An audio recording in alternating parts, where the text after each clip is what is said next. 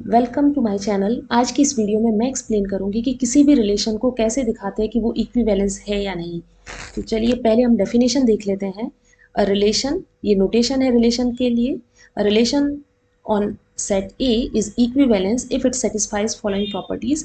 पहली प्रॉपर्टी है कि वो रिफ्लेक्सिव होना चाहिए। रिफ्लेक्सिव का मतलब ये है कि for all a belongs to a related to a. इसका मतलब उस सेट के सारे एलिमेंट खुद से रिलेटेड होने चाहिए, वो है रिफ्लेक्सिव प्रॉपर्टी। सेकेंड है सिमेट्रिक प्रॉपर्टी। सिमेट्रिक में ये होगा कि if a is related to b, this implies b is related to a. Third property है ट्रांजिटिव। इसका मतलब है अगर ए बी से रिलेटेड है and b related to c, this will imply a related to c. ठीक है, इस तरीके से अगर कोई भी रिलेशन इन तीनों प्रॉपर्टी को होल्ड करता है तो उस रिलेशन को हम क्या कहेंगे कि वो इक्विवेलेंस होगा। इन तीनों प्रॉपर्टी में से कोई भी एक फेल होती है तो वो क्या रहेगा, वो इक्विवेलेंस नहीं रहेगा। ठीक है, चलिए क्वेश्चन की हेल्प से इसे थोड़ा अच्छे से समझते हैं हम। यहाँ पर देखिए एक रिलेशन डिफाइंड है, कहाँ पर, on the set of real numbers. और डेफिनेशन कुछ इस तरीके से दी गई है कि x is related to y if and only if x minus y is an integer. आपको प्रूव करना है कि ये रिलेशन इक्विवेलेंस रिलेशन होगा। ये कहाँ से कहाँ डिफाइंड है, सेट ऑफ रियल नंबर से सेट ऑफ रियल नंबर पे। और डेफिनेशन दी हुई है कि x is related to y if and only if x minus y is an integer. ठीक है, इक्विवेलेंस दिखाने के लिए पहले आप क्या दिखाएंगे कि वो रिफ्लेक्सिव है। ठीक है, रिफ्लेक्सिव का मतलब ये है कि अगर आप कोई भी एलिमेंट लें आर से तो वो क्या होना चाहिए, खुद से रिलेटेड होना चाहिए। ठीक है, तो देखिए रिलेशन के लिए आपको क्या करना है, x is related to x आप कब बोलेंगे, अगर x माइनस एक्स जो है ये इंटीजर आ जाए। और x माइनस एक्स क्या आएगा, डिफरेंस जीरो आएगा जो कि है एक इंटीजर। तो इफ एंड ओनली इफ दिया हुआ है तो आप बैक भी जा सकते हैं कि अगर x माइनस वाई इंटीजर है तो x किससे रिलेटेड हो जाएगा, y से। ठीक है, तो यहाँ पर x माइनस एक्स जीरो आ रहा है तो आप क्या लिख सकते हैं, x is related to x। That means ये रिफ्लेक्सिव हो गया। सेकेंड प्रॉपर्टी सिमेट्रिक है, तो सिमेट्रिक के लिए आपको क्या करना होगा, if x is related to y, इसका मतलब है कि x माइनस वाई एक इंटीजर दिया हुआ है। ठीक है, अगर x माइनस वाई एक इंटीजर है तो अगर हम माइनस से इसको साइन करें, माइनस से इस पूरे नंबर को हमने अगर मल्टीप्लाई किया तो फिर से ये क्या आएगा, एक इंटीजर आएगा। और माइनस एक्स माइनस वाई कितना हो जाएगा, y minus x. Y minus एक इंटीजर है, डेफिनेशन से आप क्या लिख सकते हैं, y related to x. That means ये सिमेट्रिक भी हो गया। थर्ड हमको क्या दिखाना है, ट्रांजिटिव। ट्रांजिटिव के लिए आप क्या करेंगे, ये लेके चलेंगे कि if x is related to y and y is related to z। आपको दिखाना है x किससे रिलेटेड होना चाहिए, z से। x रिलेटेड है y से, इसका क्या मतलब है, x माइनस वाई एक इंटीजर होगा। ठीक है, y रिलेटेड है z से, इसका क्या मतलब हुआ, y माइनस जेड एक इंटीजर होगा। अब देखिए ये दोनों एक इंटीजर है, x माइनस वाई भी एक इंटीजर है, y माइनस जेड भी इंटीजर है। दो इंटीजर को जब आप ऐड करते हैं तो फिर से एक इंटीजर नंबर ही आएगा। ठीक है, इसका मतलब इनका सम भी इंटीजर होगा। y से y यहाँ कैंसिल हो जाएगा तो आपको क्या मिलेगा, x माइनस जेड जो कि एक इंटीजर है। डेफिनेशन ऑफ रिलेशन से आप लिख सकते हैं x रिलेटेड टू z। इसका मतलब ये रिलेशन ट्रांजिटिव भी है, तीनों की तीनों प्रॉपर्टी होल्ड हो रही है। इसका मतलब गिवन रिलेशन जो है वो इक्विवेलेंस रिलेशन हो जाएगा। नेक्स्ट हम इस क्वेश्चन को कंसिडर कर रहे हैं। यहाँ पर हमें दिया हुआ है ये एक relation on the set of complex numbers. ठीक है, और डिफाइन किस तरीके से है कि z1 z2 से रिलेटेड होगा अगर z1 minus z2 divided by z1 plus z2 एक रियल नंबर आए। अगर ये रेशियो रियल नंबर आता है तो ये दो z1 किससे रिलेटेड होगा, z2 से। चलिए इसको भी हमें प्रूव करना है। तो पहली प्रॉपर्टी आपको दिखानी है रिफ्लेक्सिव। रिफ्लेक्सिव का मतलब ये हुआ कि अगर आप कोई भी एक कॉम्प्लेक्स नंबर लेके चले z, आपको ये दिखाना होगा z कब z से रिलेटेड होगा, by definition z minus Z divided by z plus Z. ये क्या एक रियल नंबर आया, लेकिन ये जीरो आ रहा है जो कि है एक रियल नंबर। तो यहाँ से आप इफ एंड ओनली इफ से क्या बोल सकते हैं कि z is related to z। That means ये रिफ्लेक्सिव हो गई। सेकेंड प्रॉपर्टी आपको दिखानी है सिमेट्रिक, इसके लिए भी। और सिमेट्रिक में हम क्या करेंगे, late z1 is related to z2। इसका मतलब जो रेशियो है z1 minus z2 divided by z1 plus z2 वो एक रियल नंबर दिया हुआ है। ठीक है, अब आपको उल्टा दिखाना है कि z2 किससे रिलेटेड हो, z1 से। तो मैं यहाँ क्या करूँगी, ये एक रियल नंबर है तो इसको अगर माइनस से मल्टीप्लाई करूँ तो तब भी एक रियल नंबर ही रहेगा। और थोड़ा इसको सिंप्लीफाई करिए। ठीक है, इसको जब आप सिंप्लीफाई करके लिख सकते हैं z2 minus z1 divided by, नीचे माइनस से जब मल्टीप्लाई करेंगे तो ऊपर न्यूमरेटर तो चेंज हो जाएगा z2 माइनस z1 में। आप z1 प्लस z2 को क्या लिख सकते हैं, z2 प्लस z1। ठीक है, क्योंकि एडिशन जो है वो कम्यूटेटिव होता है, तो आप लिख सकते हैं ये भी एक रियल नंबर होगा। और बाय डेफिनेशन क्या हो गया, अगर ये रेशियो रियल नंबर है तो Z2 किससे रिलेटेड हो गया, Z1 से। That means given relation is symmetric. Reflexive prove कर चुके हैं, चलिए ट्रांजिटिव प्रूव करते हैं। ट्रांजिटिव प्रूव करने के लिए आपको क्या करना होगा, पहले क्या लेके चलेंगे आप, let Z1 is related to Z2 and Z2 is related to Z3, और हम शो करेंगे कि जो ये फर्स्ट एलिमेंट है Z1 किससे रिलेटेड है, थर्ड एलिमेंट जो कि Z3 है। ठीक है, तो Z1 किससे रिलेटेड है, Z3, ये आपको प्रूव करना है। यहाँ पर हमको दिया हुआ क्या है कि Z1 किससे रिलेटेड है, Z2 से। इसका क्या मतलब हुआ कि Z1 minus Z2 divided by Z1 plus Z2 एक रियल नंबर होगा। ठीक है, इफ एंड ओनली इफ है तो आप इम्प्लाइज एंड इम्प्लाइड बाय इस तरीके से लिखेंगे।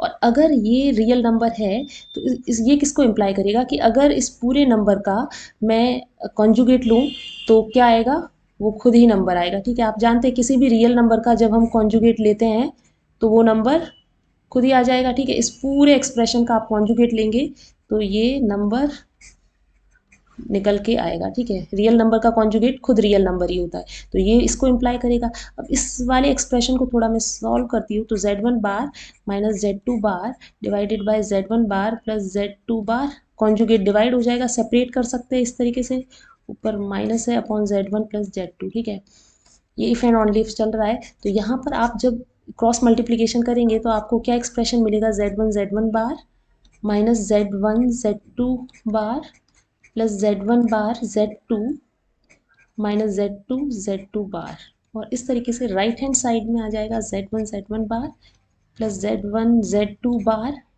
माइनस Z1 बार माइनस Z2 बार। और थोड़ा सा अगर इसे ध्यान से देखें तो Z1 बार फर्स्ट टर्म कैंसिल हो रही है, लास्ट टर्म भी कैंसिल हो जाएगी, नेगेटिव नेगेटिव साइन के साथ है। यहाँ पर है Z1 Z2 बार और ये है Z1 Z2 बार माइनस साइन के साथ, तो इस तरफ ट्रांसफ़र करके ये ऐड हो जाएंगी। इसी तरीके से जो थर्ड टर्म है वो दोनों सेम है, बस साइन का डिफरेंस है, तो ये ऐड हो जाएंगी आपस में, और ये बन जाएगा 2 times Z1 bar Z2 equals to 2Z1 Z2 bar. ठीक है, 2 से 2 कैंसिल आउट हो गया, इसका मतलब क्या है, Z1 bar Z2 equals to Z1 Z2 bar, implies and implied by. इसका मतलब यहाँ पर हमने ये देखा कि Z1 Z2 से जब रिलेटेड है तो ये रेशियो रियल नंबर था, और ये रेशियो अगर रियल नंबर है तो हमने यहाँ पर ये कंक्लूजन निकाल दिया कि Z1 bar Z2 equal to Z1 Z2 बार। तो यहाँ पे मैं ये बोल सकती हूँ कि Z1 रिलेटेड होगा Z2 से if and only if Z1 bar Z2 is equal to Z1 Z2 bar. ठीक है, इन द सेम वे आप ये भी लेके चलते हैं कि Z2 Z3 से रिलेटेड है, तो आपके पास इसी तरीके से, ठीक है, रिप्लेस करना है Z1 को Z2 से और Z3 को Z2 को Z3 से। ठीक है, तो ये एक्सप्रेशन आ जाएगा, ये दोनों हमें गिवन है। ठीक है, ये आप लेके चले और आपको ये दिखाना है Z1 किससे रिलेटेड होना चाहिए, Z3 से।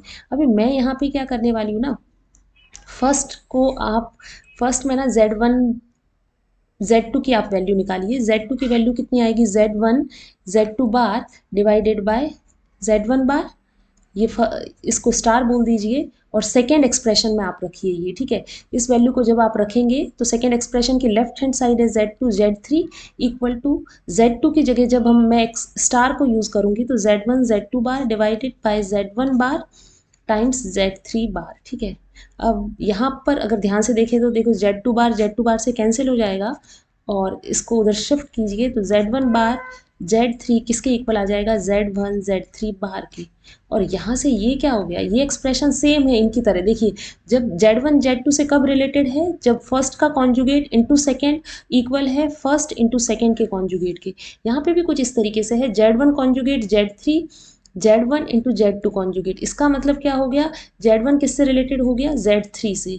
ठीक है, और यहाँ पे इसी तरीके से ट्रांजिटिव प्रॉपर्टी भी होल्ड हो रही है, इसका मतलब गिवन रिलेशन क्या है, इक्विवेलेंस है। इन द सेम वे क्वेश्चन 3 को हम सॉल्व करते हैं। ये एक रिलेशन दिया हुआ है, कहाँ पर, सेट R2 पे, मतलब प्लेन पे हमको ये रिलेशन डिफाइंड है, और प्लेन में जो एलिमेंट होते हैं वो किस तरीके से होते हैं, ऑर्डर्ड पेयर में दिए जाते हैं। तो कोई भी दो एलिमेंट, मैंने यहाँ पर ऑर्डर्ड पेयर लिखे हैं। ठीक है, क्योंकि R2 के दो एलिमेंट्स उठाने हैं। ठीक है, तो कोई भी ऑर्डर्ड पेयर होंगे तो यहाँ पर ले लिया A B and C D, तो ये एलिमेंट इस एलिमेंट से रिलेटेड होगा if a into d is equal to b into c. इसका मतलब a इंटू डी ऐसे आप मल्टीप्लाई कर रहे हैं इक्वल टू b इंटू सी। अगर ऐसा होता है तो दो एलिमेंट रिलेटेड होंगे और इस रिलेशन को हमको क्या प्रूव करना है कि ये इक्विवेलेंस रिलेशन है। ठीक है, फर्स्ट प्रॉपर्टी आपको क्या दिखानी होगी, रिफ्लेक्सिव। अब रिफ्लेक्सिव दिखाने के लिए आपको ये दिखाना होगा ए बी किससे रिलेटेड है, ए बी से। अब ये कब होगा, जब फर्स्ट को आप इससे मल्टीप्लाई कीजिए और सेकेंड एंट्री को फर्स्ट से मल्टीप्लाई कीजिए। अब देखो फर्स्ट को जब मैं सेकेंड एंट्री से मल्टीप्लाई करूंगी तो ए बी आएगा और यहाँ पर सेकेंड को जब फर्स्ट से मल्टीप्लाई करूंगी तो बी इंटू ए। अब मल्टीप्लीकेशन तो कम्यूटेटिव होता है तो a b and b a both are same, that means a b किससे रिलेटेड हो गया, ए बी से, तो ये होल्ड हो रही है। सेकेंड प्रॉपर्टी हमको दिखानी है सिमेट्रिक। अब सिमेट्रिक के लिए आपको क्या करना पड़ेगा, आप लेके चलेंगे कि ए बी किससे रिलेटेड है, सी डी से, और फिर दिखाना होगा सी डी किससे रिलेटेड है, ए बी से। ठीक है, अगर ऐसा है तो ये हो जाएगा a d equal to b c, और ए डी और बी सी अगर इक्वल है तो आप इसको लिख सकते हैं d into a is equal to c into b. ठीक है, चलेगा, क्योंकि मल्टीप्लिकेशन जो है वो कम्यूटेटिव होता है, ए डी लिखो या d into a, in the same way b c लिखो या सी बी लिखो। ठीक है, अब यहाँ से मैं क्या कर सकती हूँ ना, एक नया ऑर्डर इस तरीके से बना सकती हूँ, d c is related to, यहाँ पर डी इंटू आप लिख रहे हैं डी सी, और यहाँ पर आपने लिखा है just a minute d a equal to c b. तो आप इसको क्या कर सकते हैं यहाँ पर, सॉरी इसको इस तरीके से भी कर सकते हैं। ठीक है, तो ए डी किसके इक्वल हो गया, बी सी के। ठीक है, चलो इसको इस तरीके से नहीं करके अब आपको क्या करना है, यहाँ पे हमें दिखाना होगा कि सी डी किससे रिलेटेड है, सी डी रिलेटेड है ए बी से। इसको दिखाने के लिए इसका क्या प्रूव करना होगा हमें कि सी इंटू बी किसके इक्वल होना चाहिए, डी इंटू ए के। तो वो तो इसको देखिए बी सी किसके इक्वल है, ए डी के, वो तो जस्ट कम्यूटेटिव है, ये बी सी ए डी तो लिखा हुआ है जो कि होल्ड हो रहा है। ठीक है, जो गिवन है उसी को देख के आप क्या कर सकते हैं, सिमेट्रिक को प्रूव कर सकते हैं। फिर थर्ड आपको क्या दिखाना है, ट्रांजिटिव दिखाना है। तो ट्रांजिटिव के लिए देखो क्या लेके चलेंगे हम, तीन ऑर्डर्ड पेयर मान लीजिए ए बी सी डी के रिलेटेड है और सी डी किससे रिलेटेड है, ई एफ से। अगर ए बी सी डी से रिलेटेड है तो आपको क्या गिवन होगा, ए डी किसके इक्वल होगा, बी सी के, एंड यहाँ पर सी एफ किसके इक्वल होगा, डी ई के। ठीक है, अब इन दोनों को यूज़ करके मुझे ये दिखाना होगा ए बी किससे रिलेटेड है, ई एफ से। ठीक है, तो चलिए यहाँ पे इन दोनों एक्सप्रेशन को ही यूज़ करना है। तो मैं यहाँ से क्या करूँगी ना, यहाँ पर मैं वैल्यू निकाल लूँगी डी की। तो डी की जब आप वैल्यू फाइंड आउट करोगे तो वो आ जाएगी बी सी डिवाइडेड बाय ए। ठीक है, और इस डी की वैल्यू को यहाँ पर पुट करते हैं, तो सी एफ और डी की जैसे ही वैल्यू रखेंगे b c divided by a times e. ठीक है, सी से ये सी कैंसिल आउट हो जाएगा, ये इधर साइड चला जाएगा, तो a f equal to b e. और देखिए a f equal to b, इस एक्सप्रेशन से मैं डायरेक्ट क्या इम्प्लाई कर सकती हूँ कि ए बी किससे रिलेटेड हो गया, ई एफ से। क्योंकि ए बी ई एफ से कब रिलेटेड होगा, अगर ए इंटू एफ जो कि ये लिखा हुआ है टाइम्स बी इक्वल किसके हो जाए, बी इंटू ई के, जो कि यहाँ पर ये एक्सप्रेशन आ गया। इसका मतलब ए बी किससे रिलेटेड हो गया, ई बी से। तो यहाँ से हम बोल सकते हैं कि ट्रांजिटिव प्रॉपर्टी भी होल्ड होती है। तो इस तरीके से आपको क्या करना है, सारी प्रॉपर्टीज़ को दिखाना है। तो यहाँ पर ये गिवन रिलेशन भी इक्विवेलेंस रिलेशन है। चलिए ये एक और क्वेश्चन हम देखते हैं। यहाँ पर आपको चेक करना है कि रिफ्लेक्सिव, सिमेट्रिक और ट्रांजिटिव प्रॉपर्टी इस रिलेशन के लिए होल्ड होती है या नहीं। ठीक है, रिलेशन ये दिया हुआ है कि x is related to y if and only if y is divisible by x। अगर y डिविजिबल होता है x से, या फिर मैं कहूँ कि x related to y, that means x divides y। ठीक है, रिलेशन देखो क्या दिया हुआ है, यहाँ पे ये सिंबल यूज किया हुआ है, इसको भी आपको ऐसे ही रीड करना है, x is related to y if and only if x divides y, या फिर बोलो y x से डिवाइड हो रहा है, या फिर x डिवाइड्स y, ऐसे लिख सकते हैं। ठीक है, अब देखिए फर्स्ट प्रॉपर्टी क्या है, रिफ्लेक्सिव। तो x रिलेटेड टू x कब बोलेंगे, अगर x x को डिवाइड करे, तो जो कि होल्ड होता है, तो ये तो ट्रिवियली ट्रू है। Second, if x is related to y, इसका मतलब ये हुआ कि x y को डिवाइड कर रहा है। अब ये दिखाने के लिए कि y x से रिलेटेड है या नहीं, आपको क्या दिखाना होगा, y x को डिवाइड करेगा या नहीं। लेकिन उल्टा तो नहीं हो सकता, अगर x y को डिवाइड कर रहा है, ठीक है, तो y x को कैसे कर सकता है, तो ये तो कभी नहीं होगा। देखिए जैसे 2 4 को डिवाइड करता है, इसका मतलब क्या है, 2 किससे रिलेटेड है, 4 से। क्या आप बोल सकते हैं कि 4 2 को डिवाइड करेगा, कभी नहीं हो सकता, ठीक है। तो 2 अगर 4 से रिलेटेड है तो 4 2 से रिलेटेड नहीं होगा, ठीक है। 4 इज नॉट रिलेटेड टू 2, आप बोल सकते हैं। तो दिस इज नॉट सिमेट्रिक। अब थर्ड प्रॉपर्टी आपको चेक करनी है transitive. If x is related to y and y is related to z, x is related to y का मतलब है x y को डिवाइड कर रहा है, y रिलेटेड टू z का मतलब y z को डिवाइड कर रहा है।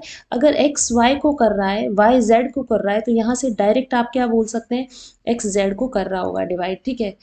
y क्या है, मल्टीपल ऑफ x होगा, और z मल्टीपल ऑफ y है। तो अल्टीमेटली दोनों को यूज करके z किसका मल्टीपल हो जाएगा, x का। इसका मतलब z जो है वो x से डिवाइड होगा, या फिर मैं कहूँ x डिवाइड करेगा z को। दैट मीन्स ट्रांजिटिव प्रॉपर्टी भी होल्ड हो रही है, ठीक है। तो यहाँ पर चेक करना था, तो रिफ्लेक्सिव है रिलेशन, सिमेट्रिक नहीं है, और ट्रांजिटिव है। तो इस तरीके से आपको हर प्रॉपर्टी को चेक करना है। अगर आपको ये वीडियो पसंद आया है तो प्लीज़ इसे लाइक करें, अपने फ्रेंड्स के साथ शेयर करें, चैनल पर नए हैं तो चैनल को सब्सक्राइब करें। Thank you.